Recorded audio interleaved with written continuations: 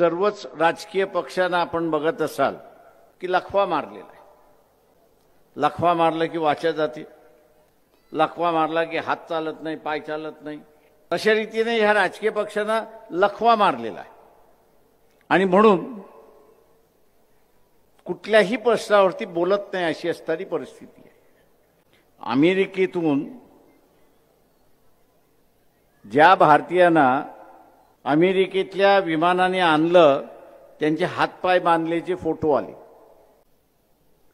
एवढं मोठं रान तुम्हाला असताना मोदीच्या विरोधात पेटवता आलं असतं का रे बाबा, तू भिकारी आहेस का?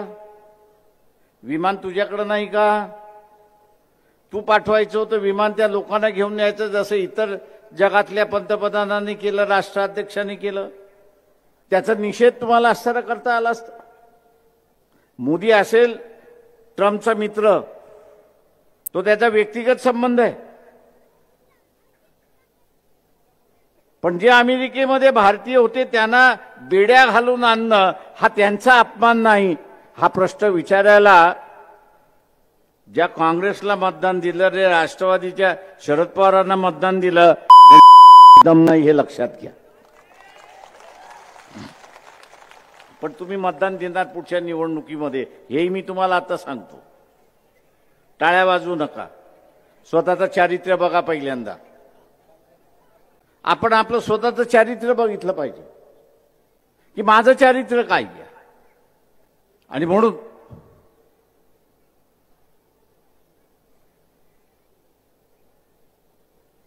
ज्यांच्या मध्ये धमक नाही, ज्यांच्यामध्ये धमक नाही, इथल्या असणाऱ्या सरकारला प्रश्न विचारायचं। फक्त इलेक्शनच्या दिवशी मटण देतो, दारू देतो आणि आम्ही मतदान करत बसायचं। आज आम्ही म्हणतो की आम्हाला कोण विचारणार? अरे तुम्हाला विचारणार कशासाठी? तुमचं चारित्र्य आहे कुठे? ज्याचं चारित्र्य आहे त्यालाच विचारलं जातं, ज्याचं चारित्र्य नाही त्याला विचारलं जात नाही। हे बाबासाहेब सांगून गेले आपल्याला। हे चारित्र्य आपण असताना पाहिजे। चारित्र्य नसेल तर आपल्याला पुढचंही काही दिसत नाही। आणि म्हणून म्हटलं सोशल मीडियावरती, टीव्हीच्या मीडियावरती नाही, वर्तमानपत्राच्या मीडियावरती नाही, पण सोशल मीडिया, मोबाईलवरती चालणारा सोशल मीडिया, या सोशल मीडियावरती ही चर्चा आपल्याला ऐकायला मिळते। उद्याची ही घटना बदलली तर येणाऱ्या घटनेमध्ये असणारा अधिकार आहेत की नाही आहेत कोणाला माहिती? की नव्या व्यवस्थेमधल्या नव्या गुलामीला आपल्याला तोंड द्यावं लागणार। रासू गवई यांचा मुलगा सुप्रीम कोर्टाचा जज आहे, किती जणांना माहिती आहे? हात वरती करा। सीजीआय होणार आहे, चांगली गोष्ट आहे, स्वागत केलं पाहिजे आपण। त्यांनी मागच्या 3 महिन्यापूर्वी एक निर्णय दिला। कुठला निर्णय दिला? बरोबर, अरे मराठीत बोल म्हणजे लोकांना कळेल, मला इंग्रजी कळतं थोडं थोडं। त्या निर्णयामध्ये असं म्हटलेलं आहे की ज्याला आरक्षणाचा लाभ मिळालेला आहे, मग तुम्हाला शिलाई मशीन सुद्धा मिळाली असेल, तर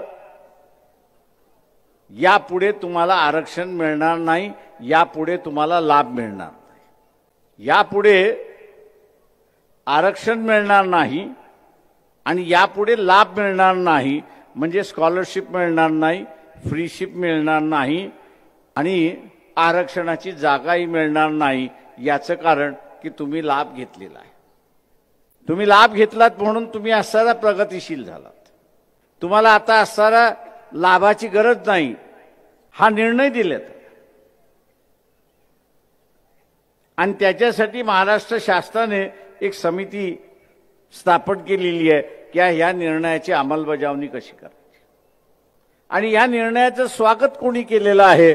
तर काँग्रेसने स्वागत केलेलं आहे आणि भारतीय जनता पक्षाने सुद्धा स्वागत केलेलं आहे।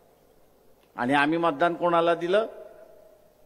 तर आमच्या लात मारायला जे बसलेले आहेत त्यांना आम्ही मतदान दिलं।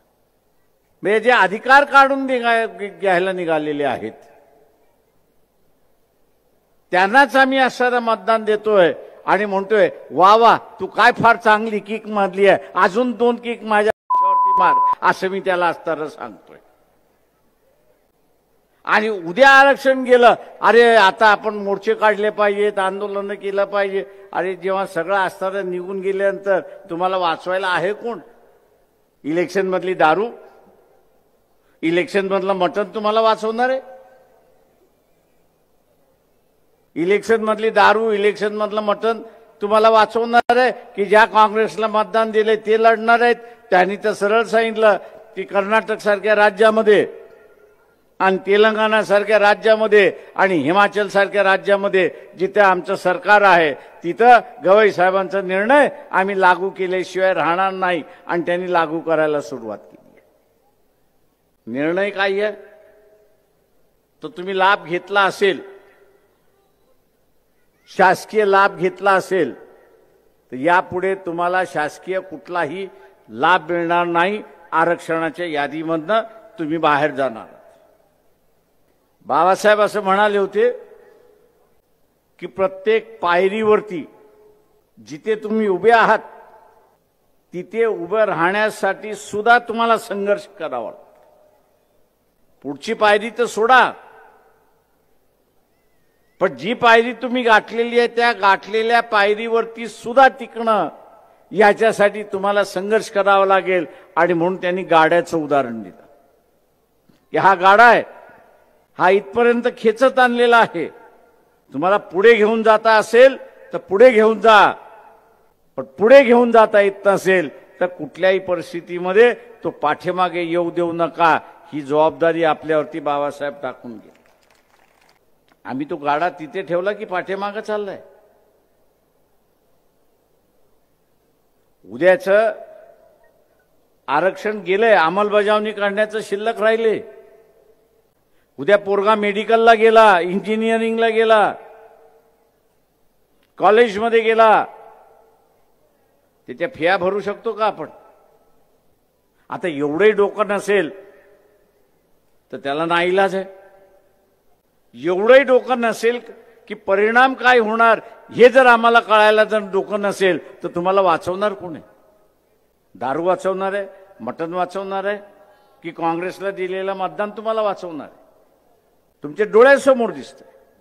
विश्वनाथ प्रताप सिंगांनी ओबीसीला आरक्षण दिलं, पण मागचे 5 वर्ष आपण बघत असाल की सुप्रीम कोर्टाच्या माध्यमातून आरक्षणाचा खेळ चाललेला आहे. ज्या दिवशी फायनल निकाल लागेल की राजकीय आरक्षण ओबीसीला नाही, त्याच्या वर्षभरामध्ये नोकऱ्यातलं आणि शिक्षणातलं आरक्षण सुद्धा ओबीसीचं निघून गेलेलं असेल. त्यातून सगळ्यांना फायदा होतो असं मी मानत नाही, परंतु व्यवस्थेमध्ये ती राजकीय व्यवस्था असेल, शैक्षणिक व्यवस्था असेल, शासकीय नोकरीची व्यवस्था असेल, माझा समावेश होण्याचा मार्ग कायम आहे हे आपण लक्षात